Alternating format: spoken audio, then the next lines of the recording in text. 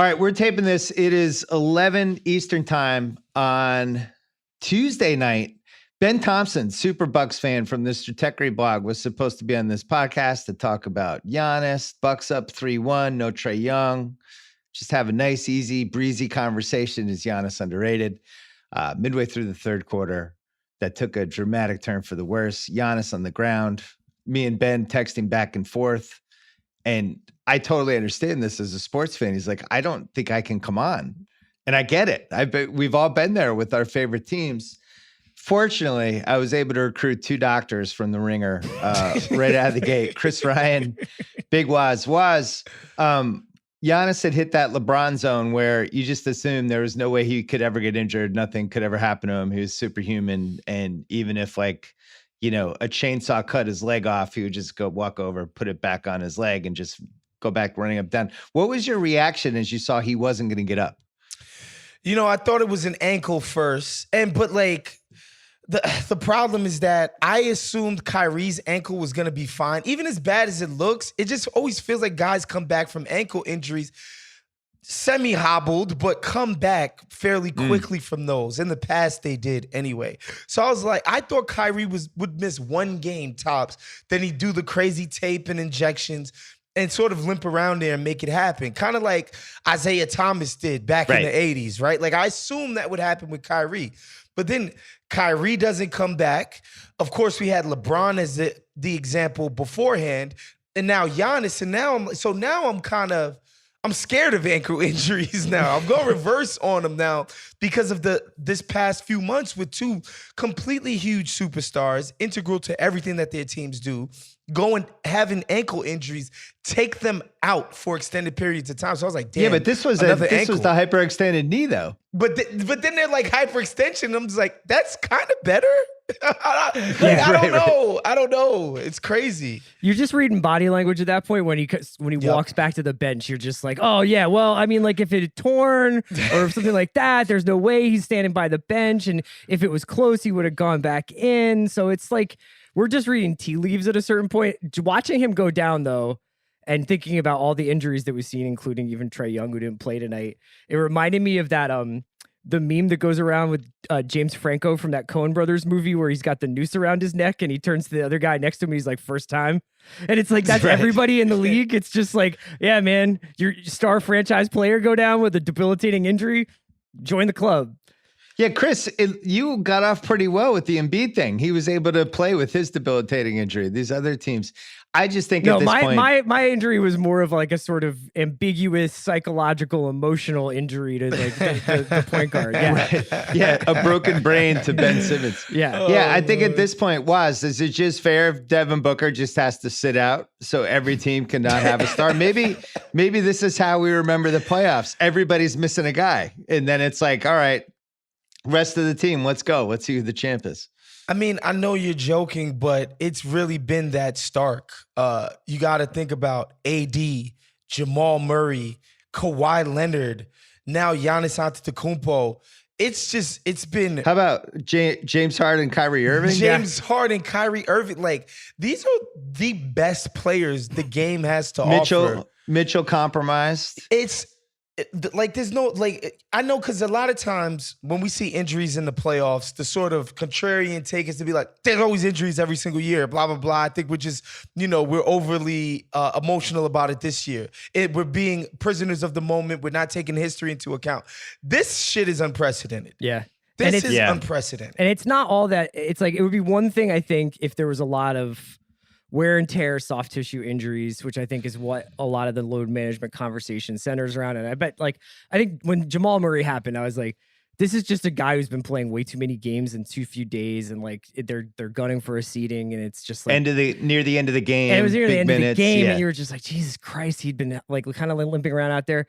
But Trae steps on a ref's foot. You know what I mean? Like the Giannis, that's a rebound that happens 50 times a game. Like the LeBron stepped on somebody's foot. Yeah, Kyrie stepped on somebody's foot. These are like freak accident. It could happen any game. It's just so much. It just so happens that they've all happened in a 5-6 week stretch. Yeah, I've said this before. I'm actually surprised stuff like this doesn't happen more. You think just big guys jumping around in the air all the time around feet and other people's, jumping and people getting bumped. And even you think about like the Gordon Hayward injury where Crowder kind of shoved him a tiny bit, knocked him just off balance, and all of a sudden his ankles break in half. It almost feels like this should happen more often. So here's not a theory, but a question is just like, because I was thinking about, and some of the injuries that we've seen, is it just a matter of like every play, every rebound, every bucket is just a little bit more contested? There's just a little bit more physicality. It's not that it's like 90s physicality, but like a shot that you would just ordinarily, somebody would make a business decision and be like, you know what, man, it's February, go ahead and dunk that, is now like a little, maybe a guy's underneath of you and you come down and you hit a guy's foot, or there's somebody a little bit tighter to you than they were. Wait, can we workshop this take? Like, I'm trying to think of the it's like does competition, Golic. does increased competition breed these kinds of freak accidents? How about this? Are the NBA players too athletic? That's coming up next.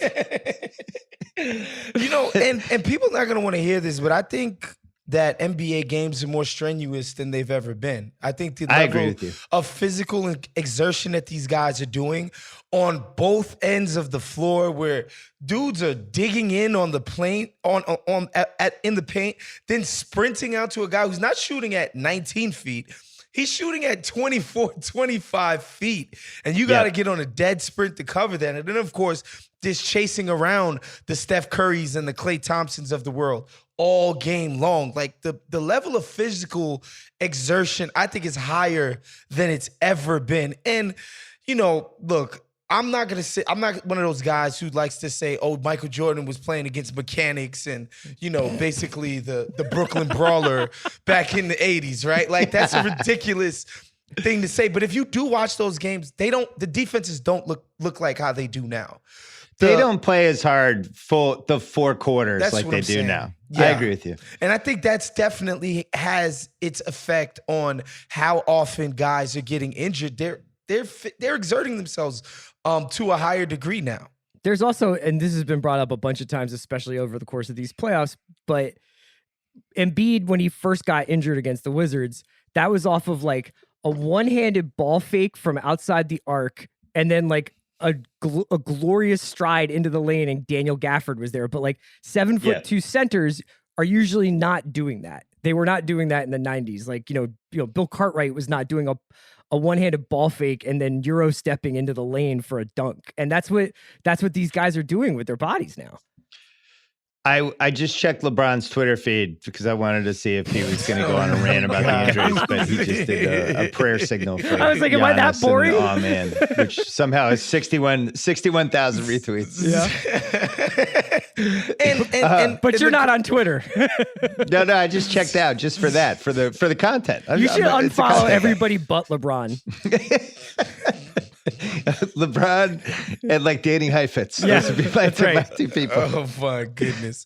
Well, look, and the thing is, again, with Trae Young and his foot, like that feels like that's very serious. It feels like that's something you're unlikely to come back from in this short a span. If you go from I can't even move right to being the lead engine of this offense, specifically, this heliocentric offense that depends on him for everything damn near, like to me, that's even more dire than the Giannis situation. I feel like Giannis is going to come back with that hyperextension. Trae Young feels cooked.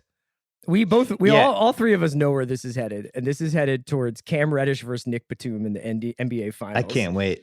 That's fucking A. It's been brewing for years. It's been brewing for years and years. Let's go back to Giannis for a second, because the thing Ben and I were going to talk about today, but the Bucks fans were touchy even before this injury, but I think they basically felt like, say what you want, and I get it. Like, we're the only team that has the superstar left, but you guys are kind of underselling how good Giannis is. Giannis has been 40 minutes a game. He's done everything you could possibly ask for. Everybody's focusing on the fact that he can't make a couple free throws and he takes some dumb threes every once in a while. And this guy has been, going balls out on both ends.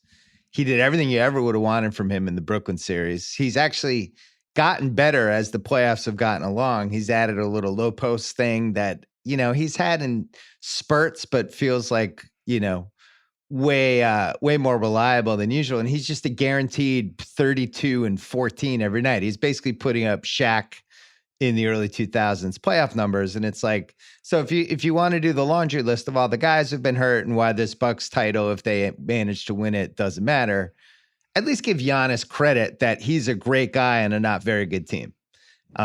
This team's good. It's not great. He's great. And give him some credit. So you think like this is all set for Giannis, like Suns Clippers, the Suns can't even decide whether they want to take that series or not. You know, it's like the Clippers are like, here, we don't have Kawhi. We're going to play Boogie Cousins. Like we don't have any fucking clue who's going to show up game to game. And the Suns are like, what do we do? And it was all lined up for the Bucks, and now it's been pulled away. It feels cruel, Chris Ryan. This is a cruel injury at a cruel point of that series for Bucks fans. I try to think about like what I would think about these playoffs in 5 years, right? And if the Bucks had won the championship and Giannis continued this procession, I think I would have looked back. We would have looked back and we would have said that was when Giannis joined this different echelon of NBA star. That's when he proved it. That's when he sort of like sealed the deal on those 2 MVPs. And I think that even no matter how many like asterisks or footnotes this playoffs would have had, Giannis winning the finals would have kind of like felt right. It would have made sense. And he definitely performed like that was going to happen.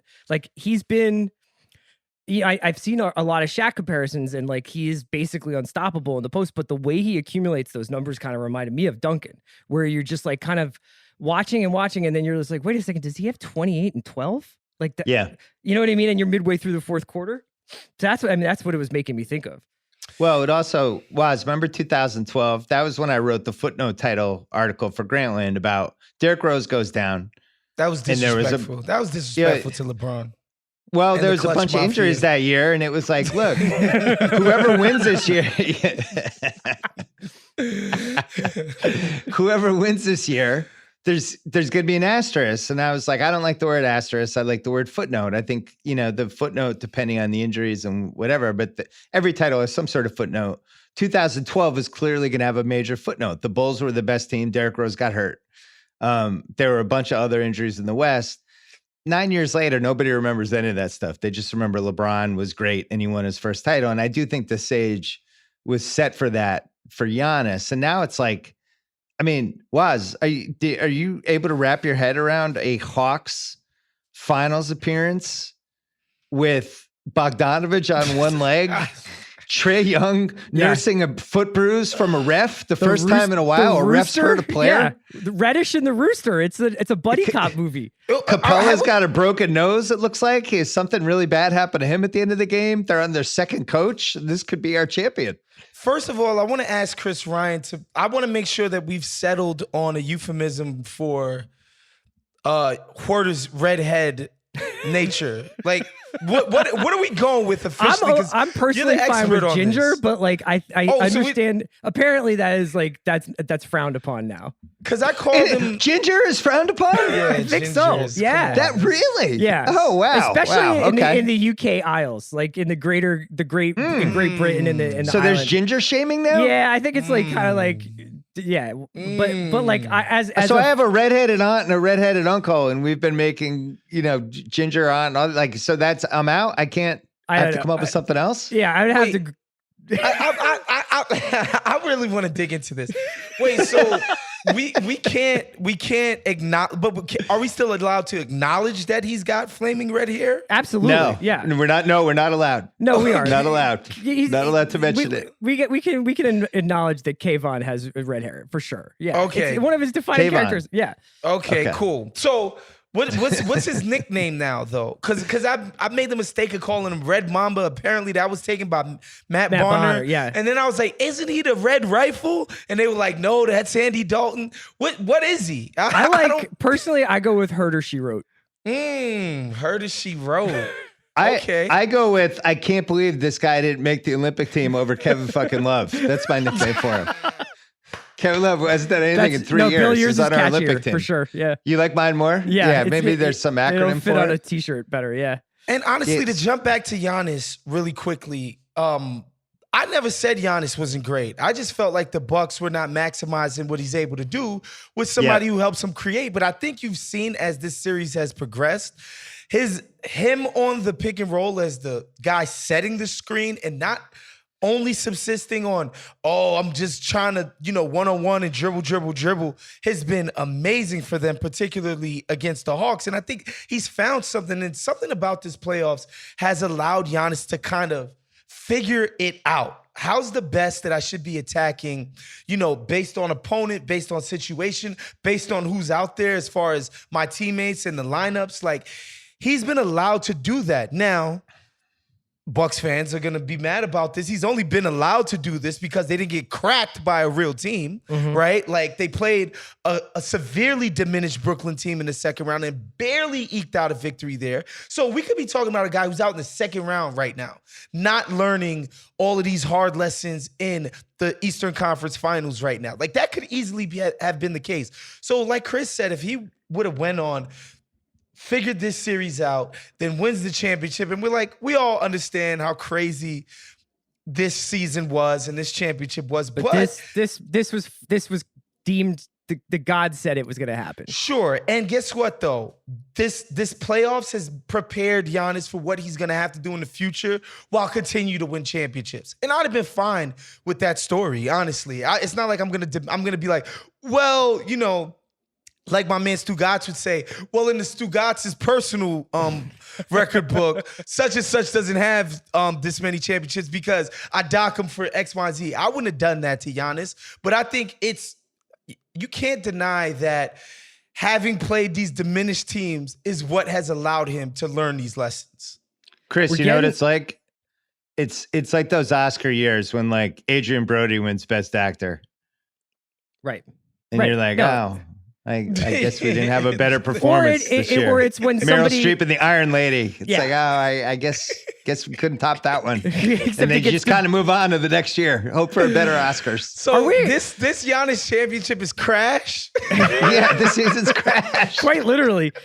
Are we over? Like, I guess I do want to, like, I would imagine that the Bucks players tonight just had the wind taken out of them. You know what I mean? Like, the Hawks pour it on. Yeah, you could see it. Giannis goes out and they're just probably thinking, like, if that dude tore his ACL, this is it. But there's part of me that feels like, and I guess this is also coming, I still have PTSD from the Sixers series with the Hawks, and I'm sure Knicks fans do as well. There's part of me that feels like Drew and Chris should be able to beat the Hawks. Especially a Hawks without Trae Young. This is the secret sauce of this Giannis injury tonight. They were getting their ass kicked before he got hurt. And I thought the TNT guys did a really good job at halftime being like, what the fuck is going on with this Bucks team? Like, and I thought Charles put it perfectly. This is a very good team, not a great team, but they have no killer instinct. And if they were a great team, this is a step on your neck. You don't have Trae Young. We're taking you out and we're going to end this series in 5. And they didn't.